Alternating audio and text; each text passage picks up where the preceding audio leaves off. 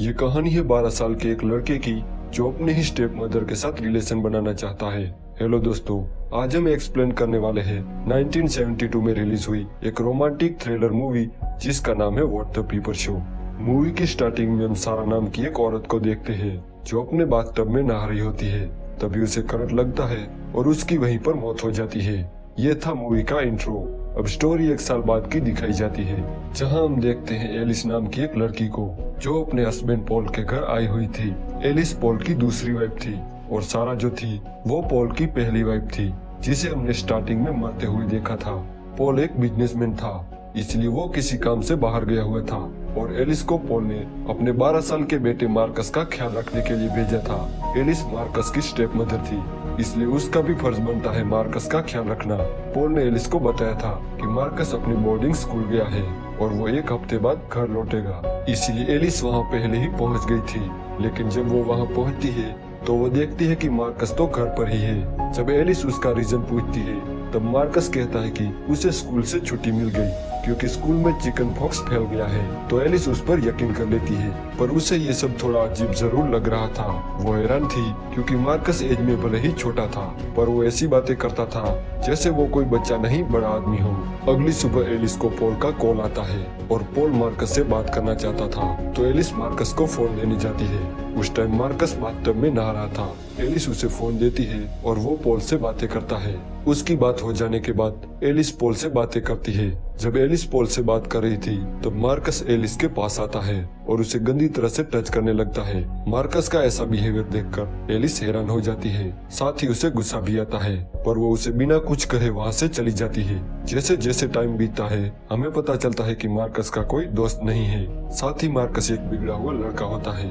Alice उसका ख्याल रखने में कोई कसर नहीं छोड़ती, पर मार्कस अपनी ही स्टेप मदर को गंदी नजरों से देखता है। कुछ दिनों बाद मार्कस के डैड अपना काम खत्म करके वापस आते हैं। मार्कस और एलिस एयरपोर्ट पर पॉल को लेने जाते हैं। जब वो कार लेकर घर आ रहे थे तब पॉल एलिस को टच करने लगता है, जिससे एलिस का ध्यान हट जाता है और उनका एक्सीडेंट होने ही वाला था, पर तभी एलिस कार को कंट्रोल कर लेती है। घर आने के बाद एलिस और पॉल इंटीमेट होते हैं और मार्कस बाहर खेल रहा होता है। उस शाम ये तीनों एक होटल में डिनर करने के लिए जाते हैं, जहां पॉल एलिस से पूछता है कि क्या तुमने मेरी तिजोरी में से पैसे निकाले हैं? तब एलिस कहती है कि नहीं, मार्कस ने निकाले थे टैक्सी को पे करने के लिए। ये सुनकर मार्कस कहता है कि मैंने तो सिर्फ 500 पैसे ही निकाले थे। तब एलिस कहती है कि तुम खुद मुझे बता रहे थे कि मैंने रेट के सारे पैसे निकाल लिए। उस पर मार्कस तुरंत कहता है कि मैंने ऐसा कहा ही नहीं। कुल मिलाकर पैसे गुम होने का सारा श्रेय एलिस को मिलता है। इसलिए घर आने के बाद एलिस मार्कस का रूम चेक करती है। उस रूम में से उसे पैसे तो नहीं मिलते, पर उसे एक फटा हुआ लेटर जरूर मिलता है। एक दिन जब मार्कस और पॉल स्विमिंग कर रहे थे तब मार्कस पॉल को बताता है कि एलिस मेरा जरा भी ख्याल नहीं रखती, और साथ ही वो ये भी कहता है कि वो मुझे जरा भी पसंद नहीं करती। उसकी ये सारी बातें एलिस सुन रही थी, तो वहीं पॉल भी मार्कस की बातों पर ज्यादा ध्यान नहीं देता क्योंकि वो एक बच्चा है और बच्चे तो कुछ भी बोलते रहते हैं। मार्कस पॉल को ये भी बताता है कि एलिस ने मेरे रूम की तलाशी ली थी। पॉल एलिस को उसके बारे में पूछता है, पर वो उसे कुछ नहीं बताती। एक दिन एलिस मार्कस के बारे में पता करने के लिए स्कूल जाती है, जहाँ उसे पता चलता है कि मार्कस की कोई छुट्टियाँ नहीं चल रही, बल्कि उसे तो स्कूल से निकाल दिया है। उन्होंने एक लेटर भी भेजा था, पर मार्कस ने उसे डिस्ट्रॉय कर दिया था। उसके टुकड़े एलिस को मार्कस के कमरे में मिले थे। स्कूल में उसे पता चलता है कि मार्कस आसपास के घरों में जासूसी करता है और लोगों को इंटीमेट होते देखता है। साथ ही वो स्कूल के आसपास भटकने वाली बिल्लियों को जान से मार देता है। उसकी उल्टी हरकतों की वजह से उसे निकाल दिया गया है। एक दिन एलिस पॉल के साथ एक पार्टी में जाती है, जहां उसकी मुलाकात सोफी नाम की एक औरत से होती है। वो बताती है कि सारा मेरी फ्रेंड थी और उसकी बाथटब में डूबने से मौत हो गई थी। अब एलिस को ये लगने लगा था कि मार्कस ने ही सारा को मारा था। एलिस ये सब पॉल को समझाने की कोशिश भी करती है। वो उसे मार्कस के बारे में भी बताती है, पर पॉल उसका यकीन नहीं करता।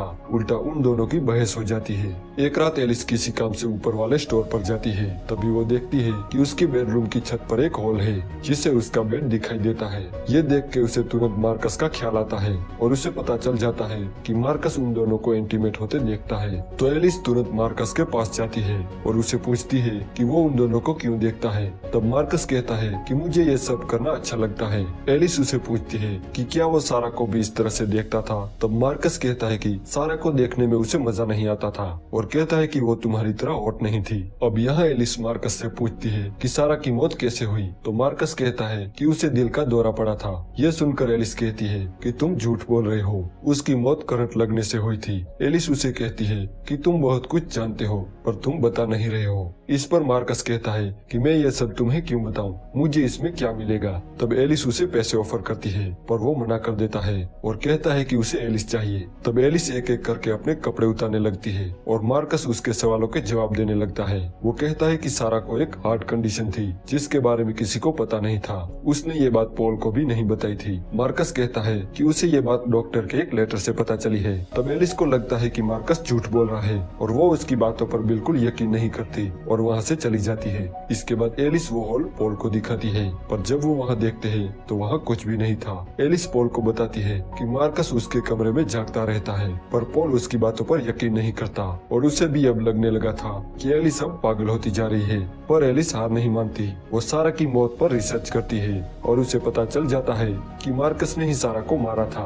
मार्कस ने सारा के बाथटब में एक खराब हीटर लगा दिया था जिसे उसे शॉक लगा और उसकी डेथ हो गई। अब इसके बाद एलिस मार्कस से और भी बातें पता करना चाहती थी, इसलिए वो मार्कस से पूछती है कि उसने सारा को क्यों मारा। तब मार्कस कहता है कि उसे सारा जरा भी पसंद नहीं थी। साथ ही वो ये भी कहता है कि उसे लोगों को टॉर्चर करने में मजा आता है। वो एलिस को कहता है कि अब मरने की बारी तुम्हारी है। ये सुन के एलिस मेंटली डिस्टर्ब हो जाती है। अब उसे समझ नहीं आ रहा था कि वो क्या करे क्योंकि कोई भी उसकी बातों पर यकीन नहीं कर रहा था। पॉल को भी अब लगने लगा था कि एलिस पागल हो चुकी है।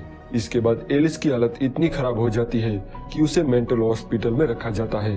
कुछ महीनों बाद एलिस ठीक हो जाती है, तब उसे छोड़ दिया जाता है। एक दिन ये तीनों पार्क में घूम रहे थे। पॉल और एलिस बातें कर रहे थे और मार्कस अपने डॉग के साथ खेल रहा था। कुछ देर बाद एलिस और मार्कस मिलते हैं और सारा की मौत पर बात करने लगते हैं। मार्कस एलिस से कहता है कि वो अब उसको नहीं मारेगा क्योंकि वो अब उसे पसंद करने लगा है। एलिस भी उसके साथ अजीब अजीब बातें करने लगती है और मार्कस को बताती है कि वो लोग पॉल को मार के कहीं दूर भाग जाएंगे और एलिस मार्कस को किस करती है। इसके बाद एलिस एक रोड पर तेजी से आती हुई कार को देखती है। ये देख के एलिस डॉग के टॉप को रोड पर फेंकती है। जब डॉग उस टॉप को रोड पर लेने जाता है तब मार्कस भी उसे बचाने के लिए उसके पीछे भागता है, लेकिन वो कार मार्कस को एक जोरदार टक्कर मारती है और मार्कस की वहीं पर मौत हो जाती है और एलिस बस मार्कस की बॉडी को देखकर मुस्कुराने लगती है। अब वो आजाद है। उसने ये प्लान बनाया था और उसमें कामयाब रही और मूवी यहीं पर एंड हो जाती है।